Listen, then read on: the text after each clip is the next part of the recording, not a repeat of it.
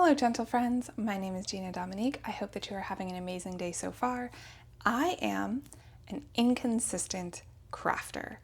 I go up and down periods where I'm super duper inspired because I watched someone make a YouTube video doing this type of craft, or one of my friends has gotten into it, and then I go all in and I buy all the stuff, and then I make a few things and they're not very good. Maybe they look good, but they fall apart, that sort of thing. So then I'm like, oh, this isn't really for me. This isn't working out. I let it all go. I don't touch another craft for weeks, months. And then I get inspired again. And I just want to start making something with my hands again. And the pattern repeats. And this time around, I'm feeling inspired, but I wanted to do a project that I've been thinking about for a while, and that I feel like, number one, I'm not going to spend all my money on, and number two, it's just going to be fun, a little lower stakes mentally than I usually make these types of projects. Let me tell you what we're doing. For a long time, I have had this idea in my head about doing a Cyberpunk 2077 themed denim jacket. And if you're not a gamer, if you don't know what that is, Cyberpunk 2077 is this game that came out in, I think, 2020, and it just grabbed me like no other. The story, the lore, the art, the gameplay, all of it. I just was pulled into this world in a way that I never have been with any other game. Even my husband noticed, and especially the story of the Mox. So the Mox and Lizzie's bar, which is their headquarters, will feature pretty heavily in my plans for this denim jacket. So let me introduce you to the jacket. I got this one from the Gap store in the Grove, and that is pretty much the only store in the Grove that I can afford to shop at. Every year, my best friend and I go, and we just walk around and appreciate the Christmas decorations because they go all out. And then the Gap has this like additional 40% off, 50% off already on sale items. And that is how this jacket came to be not $79.95 anymore, but in fact $12. So I wasn't even thinking about that project when I got this jacket. It was just like, that is too good of a deal to pass up. It's just a really soft, nice denim.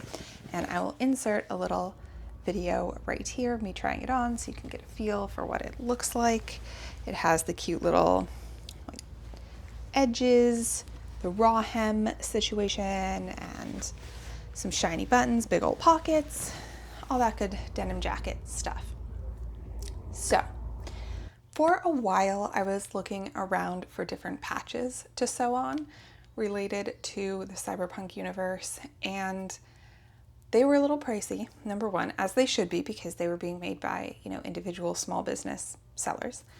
And then I started thinking, I wonder if I can make my own patches. So then I started looking at machines where you upload an image and it does the embroidery. And then I was like, whoa, whoa, whoa, whoa, whoa. Too much. We're not going all in, spending all of our money, making commitments to a big machine that we'll have to have long-term and use for a bunch of different projects. For this one, I'm going way back to my crafting roots.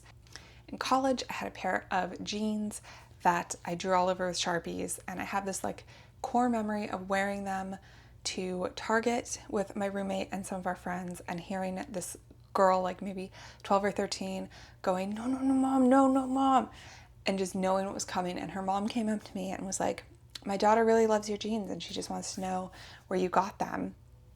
And I was like, oh, I made them, but it's really easy. You just get Sharpies, and then, after 3 or 4 whatever washes, maybe it starts to fade, but then you can just trace over it again. That's what I do.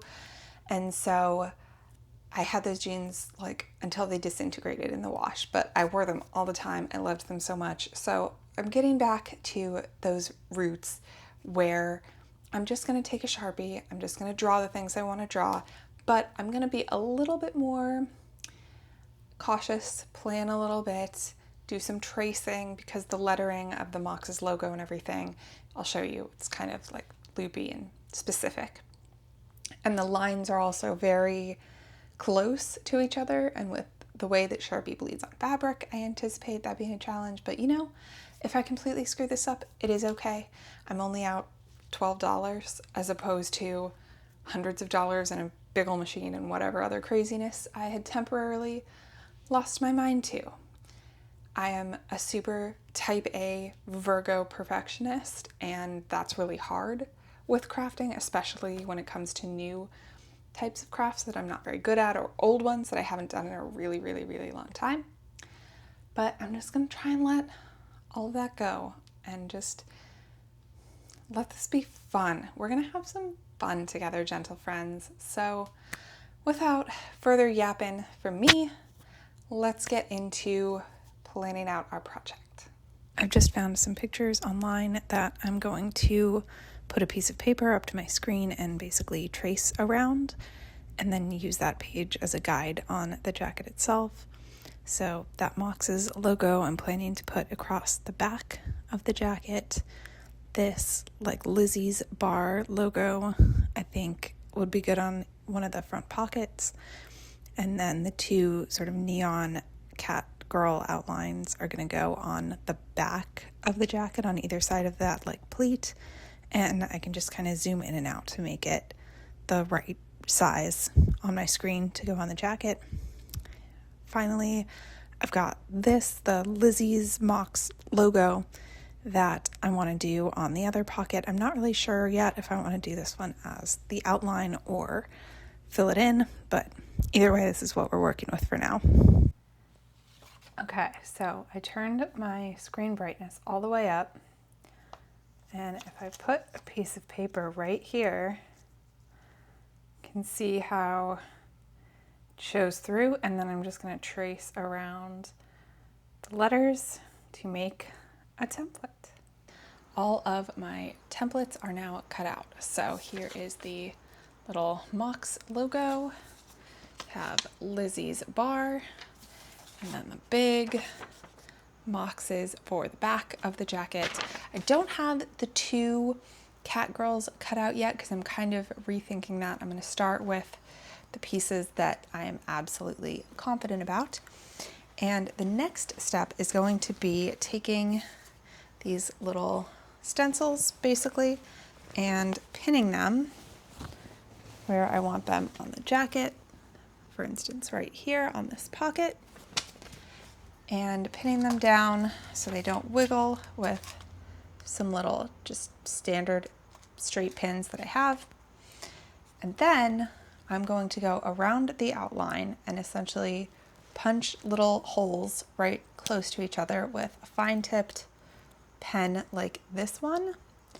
So then I will have a dotted outline of each of my images that I can then go over and fill in with just your standard issue Sharpie marker. And this one's pretty new, so it still has a pretty decent point on it. In my experience, nothing dulls a Sharpie tip, or really any marker tip, faster than drawing on denim, just because it's got that texture to it.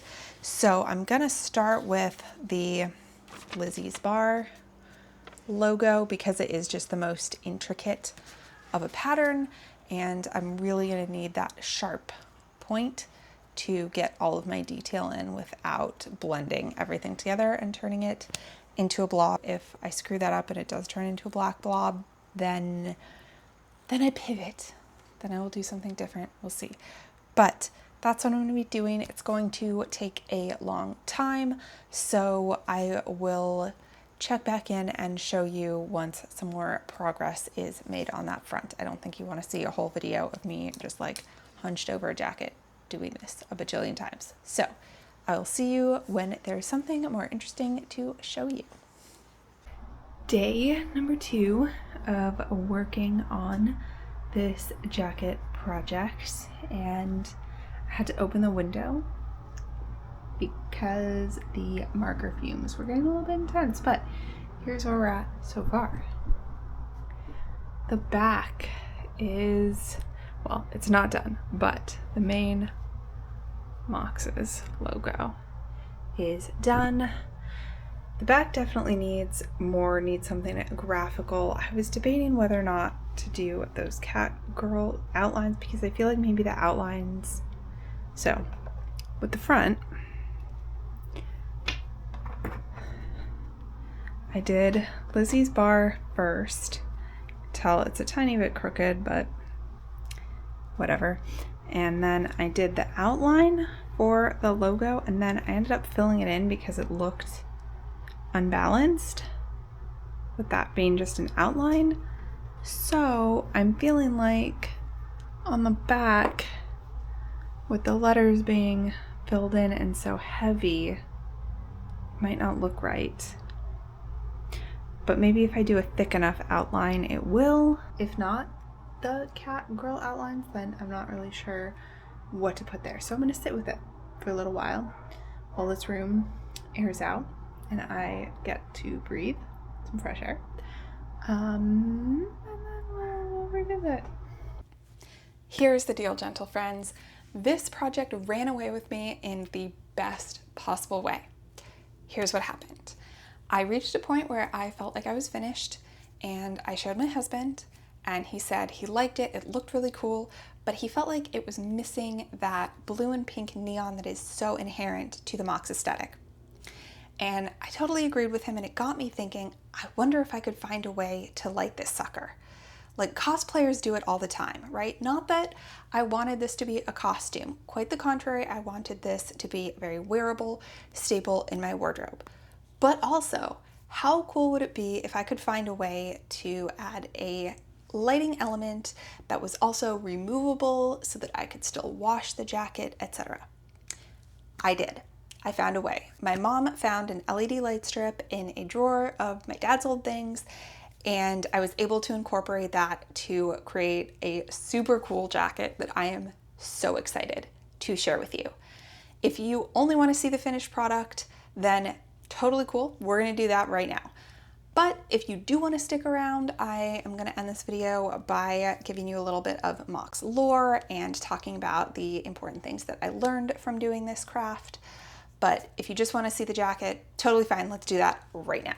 And here's the finished product starting on the back of the jacket. You're already familiar with the Mox's lettering. I did end up going with the cat girl outlines that appear on either side of the door to Lizzie's bar. And I felt like I ended up making them thick enough that it balanced out with the lettering pretty well. On this sleeve, I added the number 13 because Judy Alvarez, who's the Mox with whom you have the most significant relationship in the game, has this tattoo on her left arm. On this other sleeve, I added no future and no regrets. And this is graffiti that you see throughout Night City, including in the bathroom of Lizzie's bar. And not usually together, mind you, they'll be sort of individually on walls or shipping containers, things like that. But I just liked the juxtaposition of no future, not worrying about what's to come, along with no regrets, not living in the past. Then we have the front of the jacket, which is where things really get fun. You're already familiar with the Lizzie's Bar logo on this pocket and the Mox's logo over here.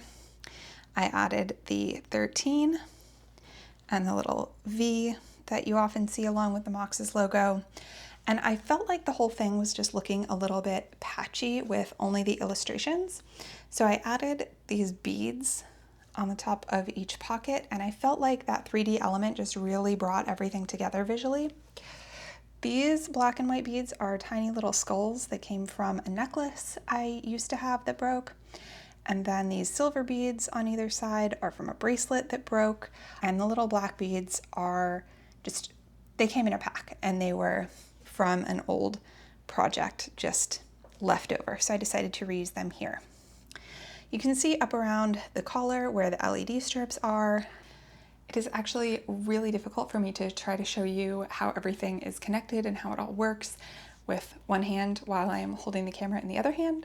So let's sit down together and I will show you how everything is connected and the functionality of the lighting element. Okay, gentle friends, let's talk lighting, because the most important consideration for me was practicality. I still wanted this to be a very wearable piece of clothing, and part of that is the ability to wash it, right? Not every day, probably not every week, depending on how frequently I wear it and in what conditions, maybe quarterly, okay? But the point being, I needed to have a lighting situation that was removable so that I could safely wash the garment in a washing machine. So I used safety pins. And the way that I knew where to put the safety pins was basically I just laid out the LED strip along the jacket and I started pinning from the bottom. And wherever the strips kind of got wiggly or were threatening to show themselves outside of the, where the garment lay, I slapped another safety pin there. I just let the materials dictate the placement. And the hardest part, I would say, was going around the collar, where they had to sort of curve from the inside up around to the outside. You can see it's a little bit like I had to place this safety pin a few times and just sort of work on the angle to see where it held the LED strips the best and laid the best. But in the end, I think it does a passable job of laying flat and looking just fine. I also took into consideration with the safety pins how I would be the least likely to stab myself. So even though the part that comes apart, it's obviously on the inside, it's going to be against my skin, I felt like having them, the open part pointing to the outside was a little bit safer. I could be wrong about that. I haven't worn this a lot yet, so I will let you know if I end up stabbing myself repeatedly, but hopefully, the word safety is in the name, right? We should be good. I doubled up on the lighting strip just because I was, number one, respecting the length. I had enough length to do it and plenty left over. You can cut these, but I didn't trust myself to cut it in the right place. I didn't want to destroy it. So that was my solution. And also, the more lights that you have in one area, the brighter it's going to be. And that was important for me as well. As far as how it's actually constructed, I sewed in pockets to the inside of the jacket. And I was kind of kicking myself a little bit for this material because I was like, oh man, this it doesn't really go. It's not really cyberpunky, but it was from a vintage skirt that I thrifted in Philadelphia and wore as a Halloween costume. The skirt does not fit anymore, but it was still very sentimental. I was keeping it. It was just sitting in my closet. And so I feel like having this way of reusing it on a garment that I'm going to wear a lot and that it's going to be sentimental, close to my heart, was just nice. I liked that. So I basically just cut out around the shape of this outside pocket so that I could align where my seams are in here with the outside seam here to kind of conceal the fact that there is something additional sewn into it. And then I simply did not sew all the way around the bottom. I left this gap where the lights could go through. So you have the LED lights going up into the pocket, and then the connector just looks like this. It's a USB-A, and I can just pull it back straight through the hole down here, and then unsafety pin all of the lights, wash the jacket, re-safety pin everything back together. Is it going to be a massive pain in the ass? Yes, absolutely, but it can be done. So that was the important part. So we have a USB connector here, and then in the other pocket that I just kind of made for consistency, I did leave the hole in this one also, so in case I want to, for some reason, flip the lights around and have them come up into this pocket, that is an option. Or I can just, like I'm doing right now, store other things in here that are larger and won't fall through the pocket, obviously. So no coins, but I can keep the remote in that pocket. And when it is not in use, the power source.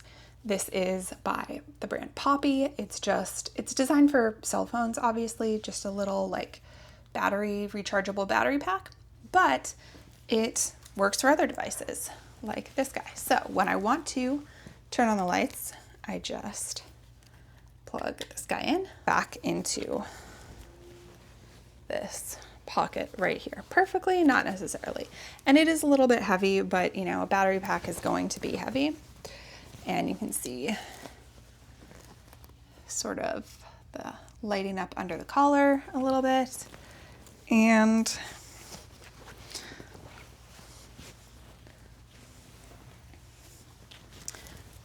that is what it looks like on when it's lighting up. And then you have the remote in this pocket. It's a little bit touchy about whether it can access the receiver, but you know, give it a try. I have to pull that out. There we go. All right, so now I'm going to take you into the closet with me because it is darker so that I can show you the full effect of our lighting situation. Let's go. Boo, jump scare, welcome to my closet. This way I think you can better see the full effect of the lighting, obviously a lot brighter around the collar where the bulbs are exposed, and then down the torso a little bit softer, more subtle of a glow, but I think it turned out pretty neat. What do you think? I gotta be honest, I feel like that closet shot did not really do this jacket justice. So we're going to step outside in the parking lot now that it is nighttime, and my husband has very graciously agreed to film so that you can get the full effect. And I'm super excited to show you. Let's go. All right, here we go. Here's the full glow. Here's the front.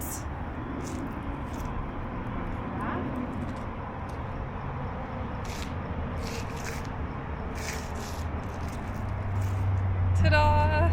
Now you've seen the finished product, you've seen the jacket in action. If you feel like you got what you came for, you're ready to be on your way, then thank you so much for watching this video, and I will see you in the next one. If you do want to hang out with me a little bit more, then I would love to share with you the story of the Mox, why it resonates with me so deeply, and some things that I learned while working on this project. I will link the Cyberpunk wiki in the description below. I'm just going to be referring to it to give you a brief history of the Mox in case you're unfamiliar with the lore. And I'm going to sort of gloss over the darker bits of the story only because I don't want to trigger anyone in a crafting video. So bear with me. The Mox is formed during the riots that occurred after the death of Elizabeth Lizzie Borden, a strip club owner and former prostitute who was known for treating her workers fairly and defending them from violent clients. This occurred on May 13th, 2067, when one of Lizzie's girls was the victim of a violent assault. Lizzie retaliated against the perpetrators of that crime, whose fellow gang members then retaliated against her, murdered her, and destroyed her club. These actions created an uproar that the gang could not have foreseen, with Lizzie's death setting off a wave of protracted riots all over Night City. Over the following years, the Moxes established themselves as those who protect working girls and guys from violence and abuse. Please excuse the break in continuity, especially for these longer videos. I tend to film a bit here and a bit there as I have time, and then I will be editing and realize I didn't say something exactly how I wanted to say it, or the lighting was terrible, or the sound was off, or whatever the case may be. Then I have to refilm it, but I don't have time right away, in which case you get me on a different day, in a different outfit, with slightly more faded hair. So thank you for your patience with the realities of production over here. I just want to say a few words about what the Mox mean to me, and this is just what they represent in my heart of hearts, okay? This is not the official take. No one from CD Projekt Red or associated with the game in any way has ever said this, as far as I'm aware. This is just me, right? This is not canon, but for me, what the Mox represent is standing up and taking responsibility for protecting your community when the institutions and structures and people in positions of power are falling short in their obligations to the people or are downright causing harm. And in particular, defending those members of your community who are marginalized or who society has deemed expendable or exploitable. That is what the Mox mean to me and why I feel so passionate about their lore and why I wanted to have a piece of them sort of tangible in my wardrobe, and why I felt so excited about and connected to this project. Let's wrap things up by talking about a few of the important things that I learned while working on this project. First and foremost, I think I mentioned this at the beginning of the video, but I tend to be a bit of a perfectionist, and as soon as something goes sideways in a project, I feel like it can't be salvaged and it was all a waste. So that then makes me very hesitant to make a mistake or to make anything imperfect. And that is often paralyzing. Like, I don't even start a project, or I stop and won't move forward until I feel like it's going to be perfect. For example, when I wasn't sure if I wanted to put the Catgirl outlines on the back of the jacket, I didn't know how they'd look, if they looked bad. It's Sharpie, I can't just erase that, etc., etc. So when the first thing I did was the Lizzie's bar logo, and it was ever so slightly crooked, that was actually so freeing, because it was like, okay, right out of the gate, this thing is not going to be perfect, but it doesn't have to be. Like, no one's going to look at this jacket and think for a second that it was a professional job, right?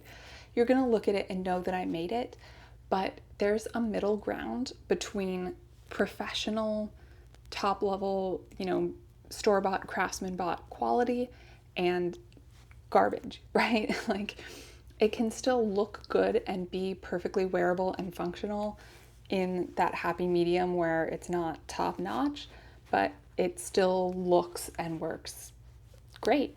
And I think that's where I ended up. Second thing I learned, also pretty basic, if you're going to be working with Sharpies or really anything with a very pungent smell, do so in a well-ventilated area. Open a window, work outside, or, if it's pouring and you can't open a window, do a little bit and then stick your head outside, okay? Grab an umbrella and go out, take a walk. Do not subject yourself to prolonged exposure to these chemical smells. I know it's pretty basic, but always a good reminder, something I wish I had remembered after getting my nose way up against the Sharpie while I was doing the lettering. Third and final thing that I learned, or kind of just remembered about myself, is how much I love hand sewing. The last several sewing projects that I've done have all been done on a machine, and part of that is just it's a lot faster. The stitches are a lot tighter, more even, just better quality all around. But there's just something about hand sewing that is so calming and almost meditative for me. And there's something really peaceful and awesome about just sitting on the couch with a sewing project, hand sewing, which I did for the pockets, while having a TV show on in the background. And that is something that I want to do a lot more of. So that is everything I have for you today. Thank you so much for watching this video, for hanging out with me and coming along with me on this awesome crafting journey. I will see you in the next one. Bye, dental friends.